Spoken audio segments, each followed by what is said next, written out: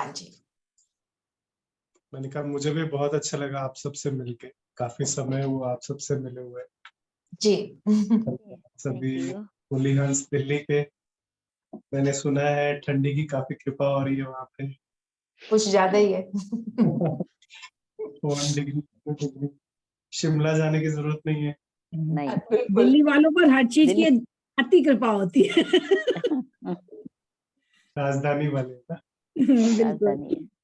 आज हमारा टॉपिक भी दिल्ली वालों वाला ही है, और पता नहीं क्यों मिनी बहन मुझे निकाल के मेरे पसंद के टॉपिक देते हैं। थैंक्स मैं सो नहीं मच। देती, मुझे भी आगे से मिलते। साइलेंस या कम बोलना, इसके लिए मैं बहुत बदनाम हूँ। लौकिक और अलौकिक दोनों परिवार। मुझे याद है जब मैं ज्ञान में आया था तो योग का इतना नशा चढ़ा था। आवाज क्लियर है ना? जी। हाँ जी। तो मुझे याद है जिस कॉलोनी में या जिस सेक्टर में मैं रहता था वहाँ के, मैं मतलब चंडीगढ़ में नया था, जॉब करने गया, तो वहाँ आसपास लोकेलिटी में जो लड़के रहते थे वो आपस में बात करते थे कि डम्ब है, एक्चुअली डम्ब है। वो बहुत सिंपथाइज करते थे मेरे साथ, और कभी कभी वो कुछ हम वो ऑफर भी कर देते थे, कुछ लाना हो कुछ करना तो भाई बता दे।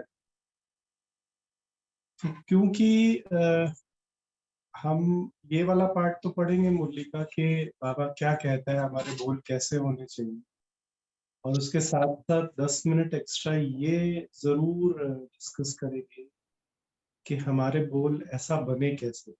कि सभी ब्राह्मण इसका ध्यान जरूर रखते हैं, बट उसमें एक बहुत मेजर दिक्कत आती है जिसके कारण सभी ब्राह्मण उसमें थोड़ा डिसअपॉइंट हो जाते हैं, और डिसअपॉइंट होने के बाद थोड़ा समय के बाद ये चीज डबल होके बाहर आनी स्टार्ट होती है। मैंने देखा है जो आत्माएं थोड़ा जबरदस्ती अपने आप को साइलेंस में रखने की कोशिश करते हैं, कुछ समय तक रख भी लेते हो शायद, बट उसके बाद जो जिस फोर्स से उनके अंदर का मटेरियल बाहर आता है वो उनके अंदर भी बहुत गिल्ट करता है, और उनके आसपास की आत्माओं के अंदर भी उस आत्मा के प्रति एक अच्छी इमेज नहीं बन पाती है। तो ब्राह्मणों को कोई भी दैविक गुण अपने ऊपर फोर्स नहीं करना चाहिए। तो पहले तो कंटेंट सुनते हैं बाबा हमसे क्या चाहते हैं। बाबा ने कहा आवाज में आने और आवाज से परे होने में कितना अंतर है, ये सभी अनुभवी बन चुके हैं। फिर बाबा का कुछ माइक का प्रॉब्लम, बाबा ने कहा यंत्र में जरा भी खिटखिट है तो ऐसी आवाज पसंद नहीं करते। ऐसे ही आपका यह यंत्र यानी कि मुख भी माइक है। इस मुख द्वारा भी जब कभी यथार्थ और युक्ति युक्त बोल नहीं निकलते हैं तो उसी समय सबको क्या अनुभव होगा, या उस समय आपको मालूम नहीं पड़ता है क्या, जब स्थूल यंत्र का आवाज भी जस्ट अ पसंद, मोमेंट सौरभ भाई, somebody saying आवाज नहीं है। आवाज Everyone can hear ना? ना ओके ओके ओके ओके हो गया। आवाज बहुत अच्छी है। जी हाँ जी, प्लीज कंटिन्यू। अगर ये महसूस करो तो इसी घड़ी से क्या परिवर्तन हो जाएगा। मैं थोड़ा सा वाणी वाला पार्ट थोड़ा सा फास्ट पढ़ रहा हूँ ताकि हम डिस्कशन प्रॉपर करें। बाबा ने कहा सदा काल के लिए व्यर्थ बोल, विस्तार करने के बोल, समय व्यर्थ करने के बोल और अपनी कमजोरियों द्वारा अन्य आत्माओं को संग दोष में लाने के लिए समाप्त हो गए। महान आत्माओं के हर बोल को महावाक्य कहा जाता है। महावाक्य अर्थात महान बनाने वाले वाक्य। ऐसा घर में ना, आपको मेरे पीछे बोर्ड दिख रहा है, ये बहुत मशहूर बोर्ड है। यहाँ दादी भी बीच बीच में आके चक्कर लगाती थी। हम लोग ऐसे ऐसी एक एक दो दो तीन तीन लाइनें यहाँ लिख के रखते थे और सेवा में जब बहुत डिफिकल्टी आती है, जब बहुत प्रॉब्लम होती है ना, तो कोई भी इस बोर्ड के आगे खड़ा हो जाता है बेचारा और चार्ज हो जाते हैं। समस्याओं में से निकलने की विधि, जैसे बाबा ने बोला, ज्ञान युक्त हमारे आसपास रहे।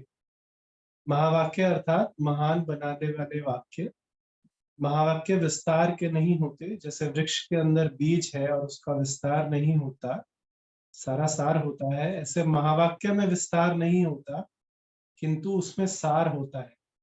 तो ऐसे बाबा ने 4 इंडिकेशंस बताए, सार युक्त, युक्ति युक्त, योग युक्त, शक्ति युक्त, 4 नीचे है सॉरी, सार युक्त, युक्ति युक्त, योग युक्त, शक्ति युक्त, स्नेह युक्त और स्मृति युक्त। क्या ये 6 चीजें एक साथ हो सकती है?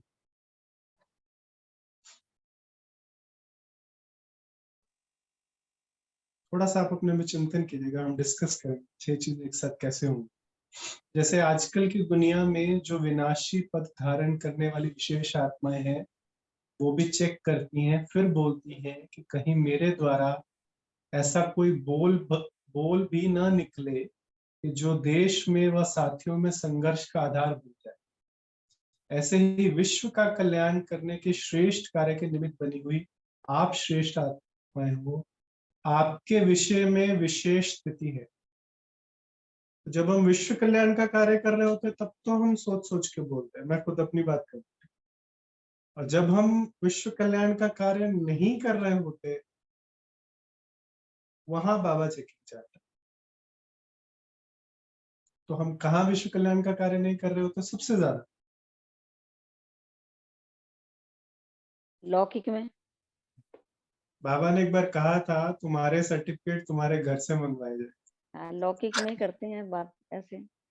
बाबा ने कहा था, बाबा ने कहा अभी के स्टेज अनुसार ऐसा कोई भी शब्द मुख से नहीं निकलना चाहिए जिस समय हुआ। एक तो लौकिक और एक जो लोग लौकिक रीति से हमसे नीचे, 2 जगह पे सारी पोल खुल जाए। तो मैं सिलेक्टिवली पढ़ लूं, चलेगा, या पूरा हाँ पूरा जी, पढ़ लूं? हाँ जी, हाँ जी, एब्सोल्युटली। हाँ चलेगा। तो मैं थोड़ा बीच बीच में से पढ़ रहा हूँ। बाबा ने कहा तुम्हारे वचन ऐसे होने चाहिए कि कोई भी देख के बोले सत्य वचन महाराज। अगर सत्य वचन महाराज हो जाए। फिर बाबा ने कहा, जैसे बाबा ने चेक किया कि कितने % बोल जो है वो यथार्थ है और कितने साधारण है। तो बाबा ने कहा 50% के भी 50%, यानी कि 25% वरदानी बोल बने, बाकी बोल जो है थोड़ा वेस्ट में ही जा रहे।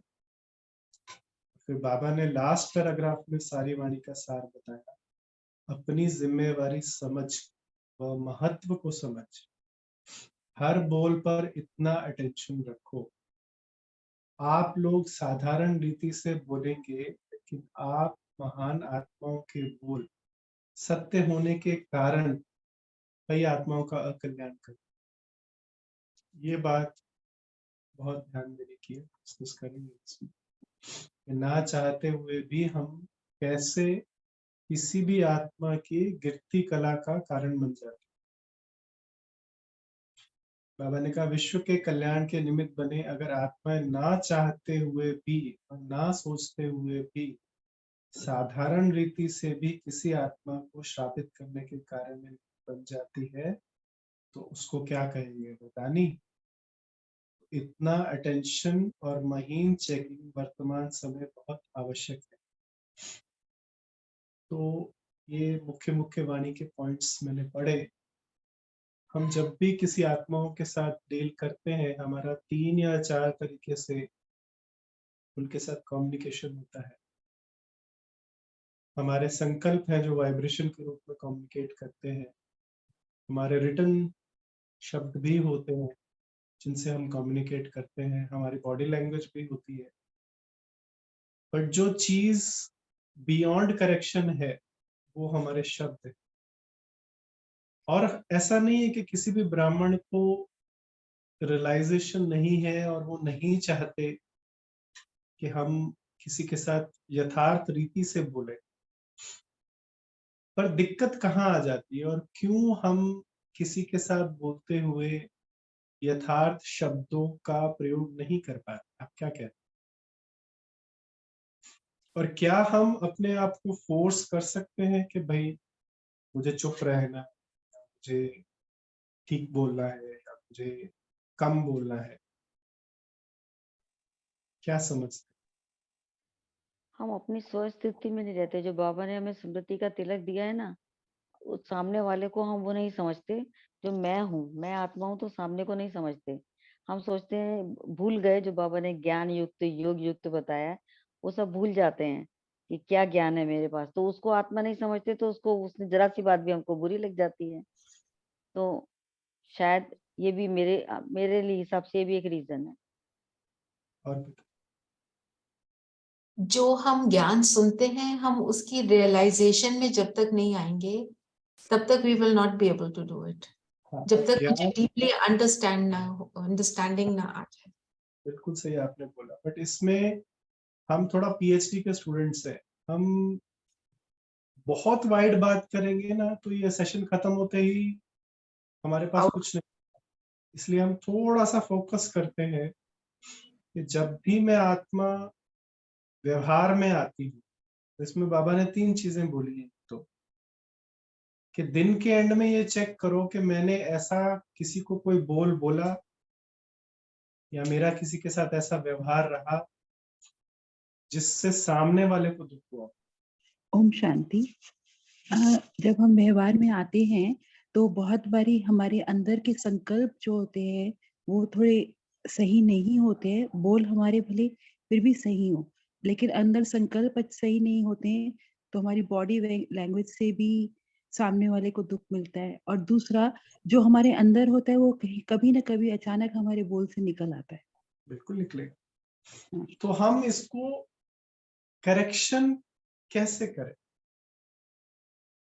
एक तो जो बाबा ने बात बोली कि एवरीडे नाइट हम ये चेक करें कि मेरा जो एक्सप्रेशन किसी भी आत्माओं के प्रति रहा, और वो आप चेक कैसे करेंगे कि वो इंसिडेंट आपको बार बार याद आए। वाइब्रेशन की जो मेटाफिजिक्स है, जो साइंस है, वो इतनी सटल है कि जो आत्मिक भाव है वो समा जाता है, जैसे लोप हो जाता है, बट जो शारीरिक भाव है वो घूमता है, सर्कल में घूमता है। अगर कोई भी चीज वाइब्रेशन में सर्कुलेट कर रहा है, मतलब उसके अंदर कोई ना कोई गलत ट्रांजैक्शन हुआ है। पहली बात ये। दूसरी बात, अगर हम किसी से भी कन्वर्सेशन करने से पहले 2 चीजें जो दादी हमेशा बोलती थी, बहुत बड़ा ज्ञान है और उसमें से हम निकाल के सिर्फ 2 चीजें, मैं कौन और मेरा कौन, और इस आत्मा से मेरा संबंध क्या है। जब हम अपने आप को नीचा समझते हैं या ऊंचा समझते हैं? जब हम अपने संबंध को उस आत्मा के साथ किसी भी शारीरिक दृष्टि से देखते हैं, ये 2 ही कारण हैं जब हम शब्दों में इनएप्रोप्रिएट बनते हैं। अगर हम किसी भी कन्वर्सेशन से पहले अपने को और उस आत्मा को अलौकिक दृष्टि से देखें, तो हमें एकदम से वो शब्द बोलने की इच्छा खत्म हो जाएगी। जैसे बहन जी ने भी बोला ना, हमारे मन में जो बात होती है वो निकल आती है, बट वो मन में क्यों क्रिएट होती है और सस्टेन क्यों होती है और निकलने की इच्छा क्यों होती है? हम अपने आप को ये कन्विंस कर रहे होते हैं कि मुझे नहीं बोलना, मुझे नहीं बोलना, बट साथ में मन में क्या चल रहा होता है? ये आत्मा गलत है और ये कुछ ना कुछ मेरे लिए गड़बड़ करती रहती है, कर रही है, करेगी, इसने मेरा नुकसान कर दिया, ये मेरा आगे भी नुकसान करेगी, मेरे को बच के रहना है, मुझे अपने आप को सेफ तो करना ही पड़ेगा ना। चलो बोलते नहीं है, सभा को देख के, इसको देख के, उसको देख के, बट मन में ये द्वंद क्यों चलता है? क्योंकि मेरा और उस आत्मा का जो यथार्थ संबंध है वो मेरी बुद्धि ने कैच नहीं किया। अगर ज्ञान युक्त विधि से मैं ये याद करता हूं कि ये आत्मा मेरे साथ इस 84वें जन्म में क्यों है। आज बाबा ने बोला सार युक्त, युक्ति युक्त, योग युक्त, 3 चीजें। कोई भी कुछ बोल रहा है, आप भी कुछ बोल रहे हो, आपकी कुछ कन्वर्सेशन है, ट्रांजैक्शन है, उसका सार क्या है? चाहते क्यों आप उनसे चाहते क्या? अगर जो सार है उसमें देह अभिमान का हल्का सा भी हमको कुछ लगता है, चुप रहो, कोई बात। और उस ट्रांजैक्शन को शाम के योग में, अमृत वेला के योग में बाबा से समझने की कोशिश करो कि ये इस आत्मा के साथ मेरे संबंध में देभान क्या है, और उस देभान का बाबा ने ज्ञान अनुसार एक्सप्लेनेशन क्या किया। आप देखना, आपको जितने भी बोलने की इच्छा हो रही हो ना, जैसे ही बाबा आपके और उस आत्मा के संबंध को यथार्थ ज्ञान युक्त डिफाइन करेगा, आपका कुछ भी गलत बोलने की इच्छा खत्म हो जाएगी। तो अपने आप को फोर्स नहीं करना है, अपने आप को निग्लेक्ट नहीं करना है, बट यथार्थ ज्ञान युक्त विधि से बीच में बाबा को रख के मैंडेटरी, और ये समझना है कि दूसरी आत्माओं के साथ मेरा संबंध क्या, मेरा स्टेचर, मैं पूर्वज आत्मा हूं। ये प्रॉब्लम ब्राह्मणों के साथ ज्यादा आती है, क्योंकि नॉन बीकेस के साथ हम अपने आप को पूर्वज समझ लेते हैं, वहां ठीक है, वहां हम कहते हैं हाँ भाई ये तो बेचारे, इनको क्या पता है, क्या नॉलेज है। बट ब्राह्मणों में आपस में, मैं आपको बताता हूँ, एक दिल्ली की ही बहन है हमारी, मेरे पास यहाँ पे पहले ट्रेनिंग करती थी, तो वो अभी मुझसे मिलने आए, दिल्ली जोन का ही टर्न है, मिलने आए। तो बहन के साथ एक छोटी बहन और आ गई सेंटर पे। तो वो बहन ने उनको कहा कि बहन तू थोड़ा ये काम करके आना। वो बहन गई, तो मैंने पूछा, बहन काम नहीं लेता हूँ आपके साथ। उनका बहन आपने तू कहना कब से स्टार्ट किया? कहते नहीं भाई जी, हम सारा दिन साथ रहते हैं। मैंने कहा 1 मिनट के लिए मम्मा को इमर्ज करो। जो ये शब्दों में हल्का हल्का हल्का हल्का हम रिलैक्सेशन देते हैं ना, वो बुद्धि भी हल्का हल्का रिलैक्सेशन देती जाए। अगर हम पहले से उस संबंध को यथार्थ मेंटेन करते हैं माइंड के अंदर, तो ना शब्दों में रिलैक्सेशन आती है, ना बॉडी लैंग्वेज में रिलैक्सेशन आती है। मैं अपने लौकिक घर में जाता हूँ, मेरे पेरेंट्स यहाँ कॉलोनी में रहते हैं, मैं इनके लिए निमित्त सेवा में हूँ। पहले गेट खोलने से पहले याद करवा, मैं इनके लिए निमित्त सेवा में। जब माइंड फिट हो गया, फिर गेट खोल के अंदर जाऊं, ताकि शब्द, बोल, प्रेजेंस सब उसके अकॉर्डिंग सही, फिर जोर नहीं लगे। हमारे शब्द कितनी दूर तक लोगों को बाबा से जोड़ते या तोड़ते हैं, या उनकी स्थिति बनाते हैं। लोग हमको देखकर बाबा को रियलाइज करते हैं। हम सोचते हैं कि हम तो साधारण, पर हर आत्मा हमको ऑब्जर्व करके शिव बाबा को इवेलुएट कर रही होती है। ऑब्जर्व हमको कर रही है, इवेलुएट शिव बाबा को कर रही है। मैं आपको एक छोटा सा इंसिडेंट सुना के और फिर पूरा करेंगे। शब्दों का क्या महत्व है। हम हरिद्वार में मेला करने गए, बहुत बहुत आनंद आया, बहुत ज्ञान सुनाया, बहुत मजा आया। तो हम लोग गंगा जी के तट पे गए, शाम को आरती होती है वहां पे। तो वहां पे एक बहुत ही ओल्ड कपल था, 70+ होंगे, उनके यंग बेटे ने शरीर छोड़ा। बहुत दुखी थे वो, और मैं ऐसे ही व्हाइट ड्रेस पहने हुआ, पता नहीं बाय चांस मेरे कंधे पर एक गमछा सा भी था। मैं I was standing there Ganga ji के साइड पे, और वो कुछ रिचुअल्स कर रहे थे, तो उसमें कुछ वो दिया वगैरह होता है, वो उन्होंने वहां डाला गंगा जी में, और वो सीधा नीचे चला गया, दिया बिल्कुल सीधा नीचे चला गया। तो वो एकदम डिसअपॉइंट हो गए कि उनके बेटे की आत्मा जो है वो, उसको मुक्ति नहीं मिलेगी। अब आत्मा को मुक्ति कैसे मिलती है तो आप भी जानते हैं और मैं भी जानता हूँ। तो मैं बाय चांस उनके बिल्कुल सामने खड़ा था, और उनको लगा कि मैं कोई पंडित हूँ। तो मैंने एकदम से, मेरे मुंह से ना जैसे निकला कि वाह प्रभु, ये तो सीधा मुक्ति में गए। और वो उनके फेसेस पे वो रिलीफ, और वो उनके फेसेस पे जो खुशी थी, वो देखने लायक थी। मेरे भी मुंह से क्यों निकला मुझे नहीं पता, बट उस आत्मा की, उन दो आत्माओं की सेंस ऑफ रिलीफ विजिबल थी। तो भाव क्या था हमारा? भाव यही था कि भी इनका दुख खत्म हो। एक दिए से किसी को क्या मिलता है और क्या होता है हमको पता, बट उनको तो नहीं पता बेचारा। कई बार ब्राह्मण भी ना, थोड़े से ज्ञान के अभिमान में कहो या थोड़े से ज्ञान के नशे में कहो, हम बोल जाते। जो चीज सही भी है, सत्य भी है, वो भी बोल जाते। बट बाबा ने कहा है, बोलना ऐसे है, शक्ति युक्त, स्नेह युक्त, स्वमान युक्त। हमारा किसी को कोई बात बोलने का ऑब्जेक्टिव क्या होता है कि दूसरे को समझ में आए, राइट?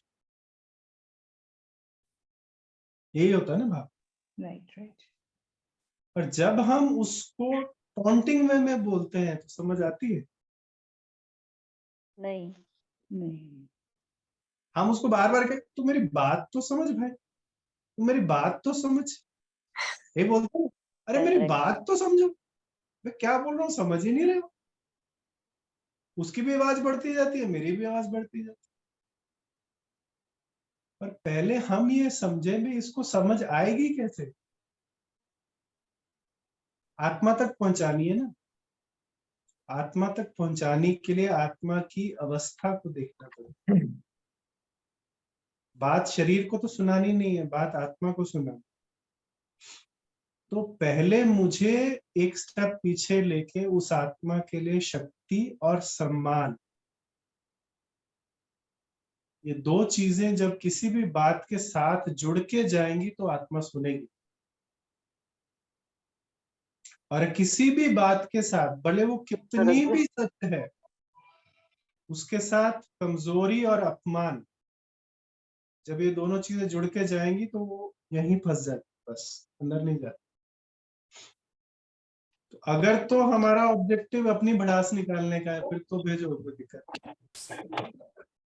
बट अगर हमारा ऑब्जेक्टिव दूसरी आत्मा को बात सुनाने का है, और हमको लगता है, ऐसा महसूस होता है कि कोई हमारी बात सुनता नहीं है, तो हमें पहले अपने दिल में उस आत्मा के प्रति स्नेह और सम्मान जनरेट करना।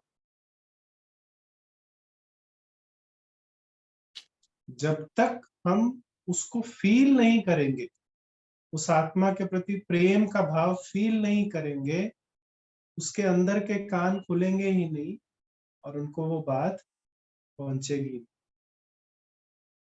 हम ज्ञान भी किसी को सुना रहे हैं, हमारे घर में भी है ना कोई, घर में जो बिल्कुल ज्ञान नहीं सुनते, एकदम पके हुए मंजे हुए बर्तन जो हो, आप ट्राई कर ले, सिर्फ 1 वीक प्यार से बात करो, रिस्पेक्ट दो, चलो इसका आत्मा का जहां पार्ट है वहां भी बहुत अच्छा। वो फिर खुद ही आके बोलेगी, मम्मी जी आज आपने कुछ सुनाया नहीं। सही कह रहे हैं आप। कान खोलने की दवाई, ये मेरे मधुर बोल। एक इधर के कान में, एक उधर के कान में। करेक्ट। स्नेह युक्त ये स्नेह। ये बिल्कुल सही बात है, प्रैक्टिकल। कह रहा है थोड़ा हम अपनी लैंग्वेज में ट्रांसलेट करके बात कर रहे हैं। ऐसा कोई भी शब्द नहीं बोलना, बाबा कह रहा है, जिसमें दूसरे का कल्याण ना समझ। एक बार हम कहते हैं मैं तेरे भले के लिए बोल रहा हूँ, कहते हैं ना हम तो तुम्हारे भले के लिए बोल रहे हैं, बट पहले आत्मा बोलने से पहले जो वाइब्रेशन पहुंच रही है ना, वहीं से गेट बंद हो जाता यस, है। तो हमें कोई भी कन्वर्सेशन स्टार्ट करने से पहले कौन सी चीज का ध्यान रखना है? मैं कौन, मैं कौन, मेरा कौन, मैं कौन, ये आत्मा मेरी नहीं, यस, ये आत्मा मेरी नहीं है।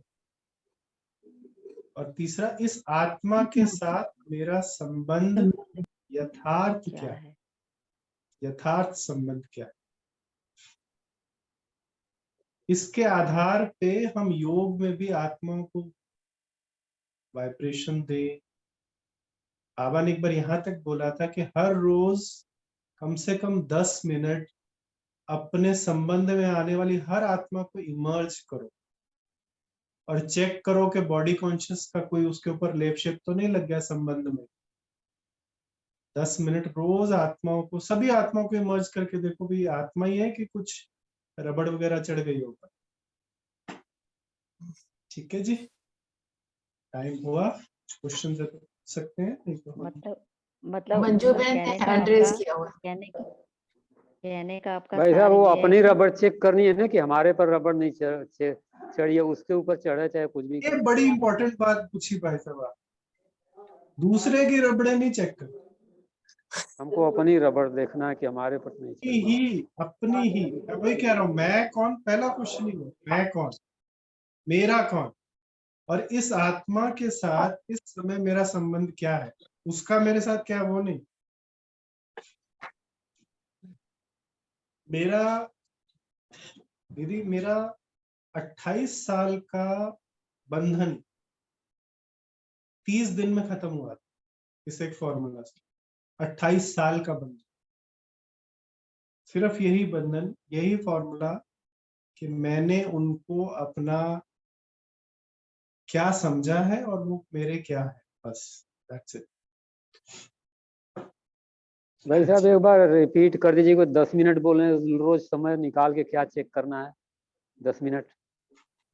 जो भी आत्माएं मेरी बुद्धि में याद आती है मुझे, जो सब्जी वाला हो, दूध वाला हो, बार वाला हो, भाई हो, बेटा हो, ऑफिस का कोई भी व्यक्ति हो, क्योंकि याद जो है हमारे लिए नेचुरल है। आत्मा किसी भी आत्मा के साथ संबंध में आती है तो उसको पहले याद में इमर्ज करती है, तो याद में ही उस आत्मा के साथ अपना संबंध चेक करके उसे यथार्थ संबंध में सेट कर दे। ठीक है, नहीं, उसके कोई साथ क्या एग्जाम्पल देंगे? क्या संबंध है, ये चेक करना है। हाँ जी। अगर मैंने उसको अपना भाई, बेटा, भतीजा, भांजा मान लिया है, तो थोड़ा बाबा के थ्रू रूट करवा के, ये 84 जन्म वाली आत्मा है, मैं इसके साथ वाली क्या कहेंगे गाड़ी में हूँ, हम दोनों एक ही बस में ट्रेवल कर रहे हैं और बाबा हम दोनों का कल्याण कर रहा है, और मैं इस आत्मा के साथ आत्मा भाई हूँ। कुछ पुराना हिसाब किताब है जो बाबा तीजा पत्नी है, ये सब नहीं सोचना। पत्नी शब्द तो गलती से भी याद नहीं आना चाहिए। जी, पत्नी है, पति है, बेटा है, जो संबंध संगम पे अलाउड नहीं है वो बुद्धि में नहीं आना चाहिए। मैं आपको ये बात जी। बोलूं, ये तो बहुत दूर की बात है। ऑफिस में हाँ, ये तो बॉस सही है, बात है, ये तो सोचना ही नहीं चाहिए, वो तो संबंध खत्म हो गए उस टाइप के। बॉस है, चपड़ासी है, स्वीपर है, मेड है, ये भी नहीं याद आना चाहिए। हाँ, अब मैं आ रहा हूँ। ये इस आत्मा का काम है, बस ये इसका रोल है, पार्ट है, बट ये स्वीपर नहीं है। मंजू बहन का हो गया? नहीं, मंजू बहन आप कुछ पूछ रहे थे? हाँ। मैं यही यथार्थ संबंध के बारे में ही जानना चाह रही थी कि यथार्थ संबंध आप किसे कह रहे हैं, वो मेरा थोड़ा क्लियर हुआ। और अभी आपने वाइब्रेशंस जो मैंने किया कहा था कि बहुत बारी हमारे बोल नहीं होते हैं, हमारी वाइब्रेशंस पहुंच जाती हैं, तो उस आत्मा को जो हमारे सही बोल भी होते हैं वो भी गलत लग जाते हैं। क्योंकि मतलब हमने हमारा पहले जो टॉफी है उसको रैपर गलत चढ़ाया, अंदर स्वीट टॉफी है बट बाहर रैपर बहुत खराब है, तो वो आत्मा उस रैपर को देख के डर जाती है। देखिए, किसी भी आत्मा को याद करते ही अगर आपको दुख का, नफरत का, चिंता का, ईर्ष्या का, वैर का, डर का या इच्छा का, इन सातों में से किसी का भी खुद को वाइब्रेशन आता है, खुद को हल्का सा, ये है चेक। ये चेक। अगर किसी भी आत्मा के प्रति, मैं I don't know I am allowed to share और नॉट, एक बहन यहीं से थे, मुझे कॉल किया उन्होंने, उनके युगल का जॉब नहीं लग रहा, तो उन्होंने कहा कि मैं इसको रोज समझाती हूँ और ये समझता नहीं है, मैं इसको बहुत सकाश देती हूँ। मैंने पूछा आप क्या सकाश देते हैं, तो कहते मैं यही सकाश देती हूँ भी तू कुछ करता क्यों नहीं है, तेरी जॉब लग जाए। तो मैंने कहा, मैंने इतना ही बोला, बाबा ने टच किया, मैंने इतना ही बोला कि आप उनको ये सकाश दीजिए कि भैया आपको कोई दिक्कत है तो मेरे से शेयर करो, मैं आपकी हेल्प करूंगी, कोई भी दिक्कत हो ना मेरे से शेयर करो। उसका 2 ही दिन बाद फोन आया कि भाई जी वो हमारे संबंध भी अच्छा होगा, उसकी जॉब भी, बात कर। मतलब अपनी चेकिंग करनी है कि कहाँ कमी है जो हमारी वाइब्रेशंस गलत हो जाती है, जो सामने वाले। हमको ऑफर करना है, हमारी एनर्जी उनकी तरफ जानी चाहिए, उनको अच्छा। हमसे कुछ प्राप्ति की फीलिंग आनी चाहिए, ना कि हम उनसे कुछ डिमांड कर रहे हैं, तो वो बंद हो जाता है। ठीक ठीक। थैंक यू भाई साहब, थैंक यू। सौरभ भाई, ठीक है जी, बहुत बहुत धन्यवाद आप सभी का, आप आपका सबसे बहुत धन्यवाद। खुशी। एक minute Baba. Thank you very much, बहुत बढ़िया आपने tips the, very helpful. Thank you very much. बहुत अच्छे से समझ में आया भाई जी। Thank you. Very nice. Absolutely. Thank you so much, Saurabh bhai. So, एक मिनट बाबा। 2 minutes बाबा को याद कर। कितना भव्य उज्ज्वल है तेरा परमात्मा, लोक में करती रूह सर्वोत्तम महसा, कितना भव्य रूप।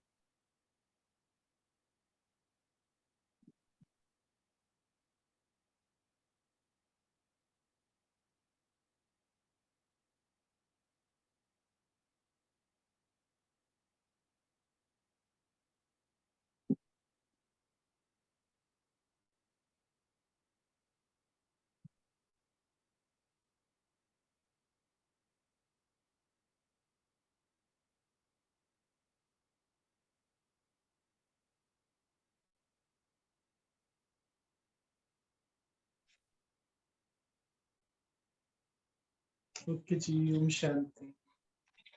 Om Shanti. Thank you so ओम much. शांति। शांति।